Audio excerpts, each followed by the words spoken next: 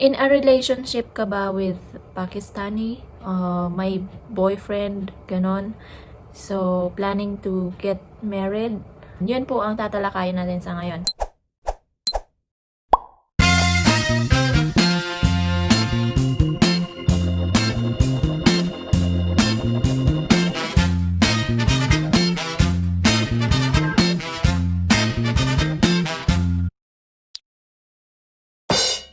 Good morning po sa inyong lahat. Ngayon lang ako online ulit. Ngayon lang ulit ako nakaharap sa camera. Medyo shy type pa kasi. So, madami kasi akong nare-receive na mga messages galing sa mga in a relationship with Pakistani. Kailangan mong tandaan ang mga sumusunod. So, number 1 rule, may religion. So, dapat willing kang magpa-convert.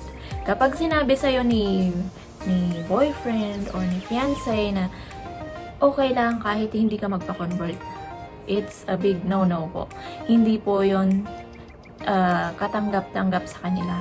So, kung gusto mong maging legal ka sa family niya or sa society nila, kailangan mo magpa-convert. Number 1 rule po yon.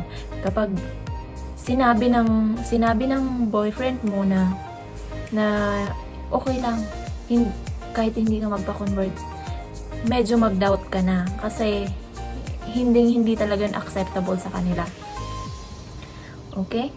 Kasi ang Pakistan ay Islamic country, kaya kailangan mo talaga magpa-convert. So, ito pa ang tips ko sa inyo. Magpapa-convert kayo hindi dahil sa pag-aasawa. Dapat magpapa-convert kayo yung bukal sa kalooban nyo, yung gusto nyo talaga yung relihiyon. Ganon. Hindi nila tatanggapin yung magpapa-convert ka dahil syempre mag-aasawa ka ng Muslim. Number 2 is yung status mo. Kung ikaw ba ay single parent or dalaga talaga, or widowed, nagpa-convert ka, dalaga ka, okay. So, wala kang problema doon. Wala ka pang problema doon. So, tanggap nila yung dalaga. Pero, kapag single parent ka, hindi yun tanggap sa kanila. Kasi, embarrassment yun sa pamilya nila. Kailangan, ang mapapangasawa nila is walang anak sa kanila. Kasi, mga berhen yung babae. So, kapag may anak ka na, ilulook down ka ng mga taga dun sa kanila at hindi ka tatanggapin ng pamilya nila. Kung halimbawa naman ikaw ay medyo may edad, ahead ng konti, let's say 10 years ahead ka sa iyong karelasyon. Let's say mas matanda ka sa karelasyon mo. Sabihin na natin na 24 si lalaki, 24 years old si lalaki, at ikaw ay nasa 34 years old. Wag na lang ituloy. Kasi medyo mag-doubt ka na sa relationship nyo. I don't think makakalusot ka or magiging successful yung relationship nyo. Number 3, dapat ipakilala ka niya sa pamilya niya. O halimbawa, nasa Dubai kayo, nasa Saudi kayo, dapat at least mag-video call kayo ng parents niya or ng circle of family niya na ipapakilala ka niya sa kanila. Kasi napaka-importante ng family system nila. I mean, yung sobrang lakas ng family bond ng mga Pakistani. Ang ibig kong sabihin, hindi katulad sa ating mga Pilipino na pag 18 years old ka, at least pataas, pwede ka na mag-decide sa sarili mo, di ba? Or at least meron, depende sa parents, at least meron ka ng freedom na mag-decide. Sa kanila, hindi. Pag babae, ang anak nila is considered yon as hindi sa kanila. Kasi syempre, mag-aasawa siya, makukuha siya ng asawa niya, dadalhin sila, parang katulad din sa atin. Pero yung lalaki is forever na sa kanila. No matter what happened, mag-asawa man siya, or magkaanak pa siya, sa kanila pa din yun. As in, sosuportahan ng anak na lalaki yung family niya until the end. Kailangan mong maging ready sa ganun. Kailangan mong ma-meet yung parents, especially kasi kapag hindi ka pinakilala sa magulang, yun ang another doubt. Kailangan mong mag-isip na seryoso ba talaga siya sa akin. Kasi kapag hindi approve kay parents, wala kang magagawa. Hindi pwedeng sabihin ng boyfriend mo na okay lang yan, hindi importante yun. Mali po. Ang parents ang number one na tinitingala nila. Kapag hindi nila sinunod ang parents, pwede silang itakwil or hindi na sila makakabalik ng pamilya niya. So, ganun po sila ka-stricto at ganun po kalakas yung bond ng family nila. Na yung nanay at yung tatay ang naghahanap, especially yung tatay ang naghahanap ng mapapangasawa ng lalaki. Usually, babae kasi ang lumalapit sa bahay ng mga lalaki eh. So, family or tatay ng babae ang pupunta sa bahay ng lalaki para, alam niyo yun, yung parang, eto, asawahin niyo yung, baka gusto mong asawahin yung anak kong babae. Parang ganun.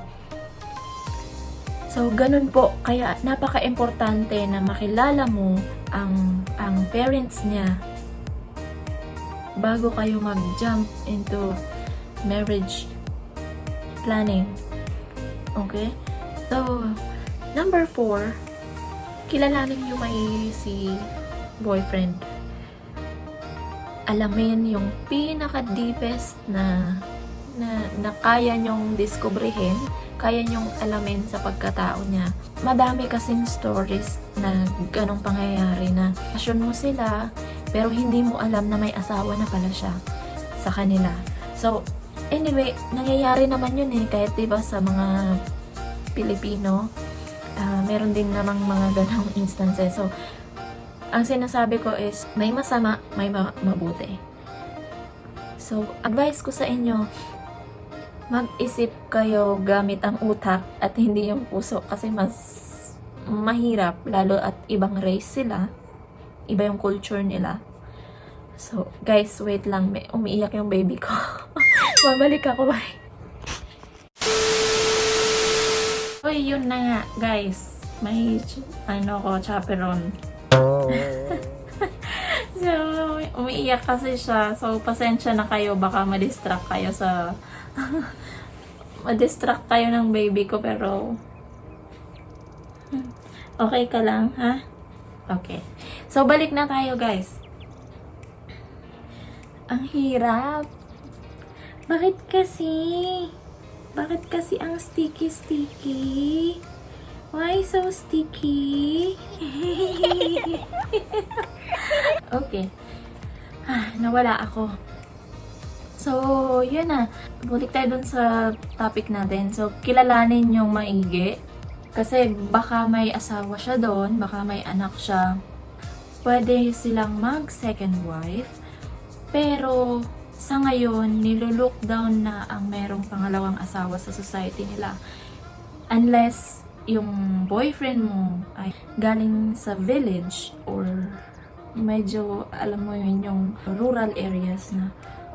Pero kung doon sila sa medyo modernized na lugar, medyo hindi na ina-acknowledge yung dalawang asawa. So, katulad ng pamilya ng napangasawa ko, walang history sa kanila ng kahit isa sa buong relative nila may asawang pangalawa o ano pa man kasi ikakahiya ka nila. Kaya thankful din ako na kahit let's say for example, yung nanay ng asawa ko is medyo may problema siya sa kanyang kalusugan since ipinanganak yung bunso nilang kapatid. So, kung tutuusin, pwedeng mag-asawa ulit yung tatay ng asawa ko, pero hindi niya yun ginawa. Kasi nga, iniisip nila may anak din akong babae. So, hindi ko magagawa. Paano pag ginawa din yun sa mga anak ko? Parang ganun. Kasi yung tatay niya at saka ako medyo yung band namin, parang alam mo yun, parang lagi kaming kwentuhan, tapos madalas siya mag-open sa akin ng nararamdaman niya na hindi niya na i-open sa mga anak niya. So, yun. Sadly, nakakagawa ng kalokohan si Pakistani sa labas ng bansa nila. Parang mga ano din yan eh. Parang, di ba, Filipino din, pag lumabas ka ng bansa, meron dyan yung mga kabit-kabit, ganun. Ganun din naman sa kanila. Although, hindi katanggap-tanggap nga, hindi nakakagawa ng kalokohan yung mga Pakistani sa bansa nila kasi ang kapalit nun is kamatayan. Yes, totoo yan. Halimbawa, may asawa siya doon, tapos doon siya nagloko, nagkaroon siya ng girlfriend. Pag nalaman ng asawang ng babae at ng family niya, pwede siyang patayin ng family ng babae. Or, alam mo yon, babalikan ka ng pamilya ng babae. Kasi angkan sila eh. Kumbaga, hindi mapuputol yung bond ng family nila. Yung magkakadugtong na family, hindi yan mapuputol. Kasi nga, halimbawa, asawa ko, yung pinsan ko, asawa yung another pinsan ko. Ganon. So, walang katapusang sobrang magkakadugo sila. Kaya, imposible na magawa nila yun sa bansa nila. Bawal ang boyfriend at girlfriend sa kanila. FYI. Bawal na bawal yun. Kasi nga Islamic country sila. So, walang boyfriend at walang girlfriend. Nakakagawa lang sila, nagkakaroon lang sila ng girlfriend, mga chatmate, at pag lumabas sila ng Pakistan, ganun lang sila. Doon lang sila nagkakaroon ng girlfriend. Okay. Number 5, maging handa ka sa culture nila. Kung halimbawa, nakapasa ka, nagpa-convert ka, single ka, at na-meet mo na yung parents, and then kilalang-kilala mo na siya. So, number 5, paghandaan mo na i-embrace yung culture nila. Kasi ibang-iba sila sa ibang foreigner, conservative country, Islamic culture, and then unfortunately wala masyadong freedom yung babae sa kanila. So it's like men over women.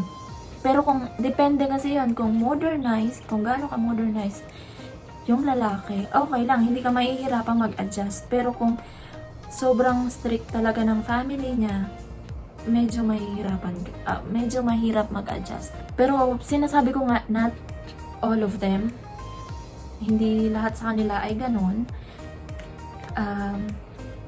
Kailangan mo rin paghandaan sa mga culture pa nila. Syempre, magpapalit ka ng damit, at saka may possibility na titira kayo sa bansa niya. At sobrang dami ng culture na siguro kapag diniscuss ko sa inyo ngayon, medyo matatagal lang tayo. So much better siguro kung sa susunod na video ko i-discuss yun. Ang pang-anim is yung kasal. I will advise you, mas piliin mo na ikasal kayo sa bansa nila. Bakit kamo? Kasi para, alam mo yon, tulad nga ng nabanggit ko, kailangan mong i-meet yung family niya. At least, alam ng lahat na mag-asawa kayo, na asawa ka niya. Kasi, kung hindi, halimbawa, nagpakasal kayo sa ibang bansa, maaari kasi yon na ikasal ka sa ibang bansa, tapos hindi niya irerehistro sa Pakistan. So, wala pa rin silbi yung kasal niyo sa ibang bansa na yon. Kung halimbawa, nagsekreto kayong magpakasal, maaaring pag dumating yung panahon, walang visa yung kasal niyo na yun. Parang ganun lang, ginawa niyo lang yun para sa'yo. Pag nagpakasal kayo sa labas ng bansa, especially, hindi Islamic, hindi kasi tumatanggap ang Pakistan ng marriage certificate na galing sa hindi Islamic country. Yun guys. So, tatandaan nyo po yun. Hindi sila tumatanggap ng papel, ng kahit anong papel na galing sa non-Islamic country. So, Kasi kami guys, nagpakasal kami nun sa Taiwan. And kinasal din kami sa kanila. Pero ang sinusunod naming date is yung petsa namin dito sa Taiwan. Kasi kinasal kami sa Taiwan, kinasal kami sa Pinas. And lastly sa kanila, magkakaibang date yon. Pag nirehistro namin yun, magkakagulo-gulo yung date. So ang pinili naming date is yung date nga, yung first date ng kasal namin dito sa Taiwan. Nung nirehistro ko yung kasal namin sa Pilipinas is walang problema. Pero nung nirehistro niya yung kasal namin sa Pakistan, doon kami nagkaroon ng problema. Kaya ang ginawa namin, ang nirehistro doon is yung kasal namin doon sa Pakistan. So, hindi lang ako sigurado kung pinapalitan nila yung date para lang mag-match dun sa date namin dito sa Taiwan. So, parang may kinausap lang sila doon na palitan lang yung date. So, ganon ang nangyari. Unless kung, halimbawa, kung nagpakasal kayo sa Pilipinas, dapat ikasal din kayo in Muslim way. Kasi kung hindi nila tatanggapin yung papel nyo na nairehistro dun sa kanila na magsasabing itong lalaki na to is already married. Bakit po kasi kailangan nating iparehistro na gano'n, nakasal na. Just in case, in the future, halimbawa ikaw yung first wife, gusto niya mag-asawa ng pangalawa. Tapos, ang lagay ay sesekretohin niya sa inyo. Hindi yun mangyayari. Tapos sa requirement nila is approval galing sa first wife. So, kung hindi approve kay first wife, yun, dun siya magkakaproblema. So, kaya kailangan nyo na marehistro para alam nyo kayo yung first wife. So, kung sa tingin nyo madami siyang tinatago, sa 3 rules pa lang pag malalaman nyo na kung seryoso siya o hindi. So, kung hindi siya seryoso, better stop everything. So, yun guys, kung meron kayong mga katanungan pa, just comment down below kasi sasagutin natin yan in the future pagka walang gandang sanggol. Nakangiti din siya. Yung walang ganto. Meron din akong hinahandle na binubuo na Facebook group. Hanapin nyo lang po yung Pakistani and Filipina couple. Yun guys, sana magkaroon din ng good story yung inyong relationship with Pakistani. I hope na maging successful din ang love story nyo. So, sana ma-meet nyo yung right guy, right Pakistani guy, na kaya kayong irespeto, lalaban kayo sa family niya na talagang gusto ko talaga siya yung gusto kong pakasalan.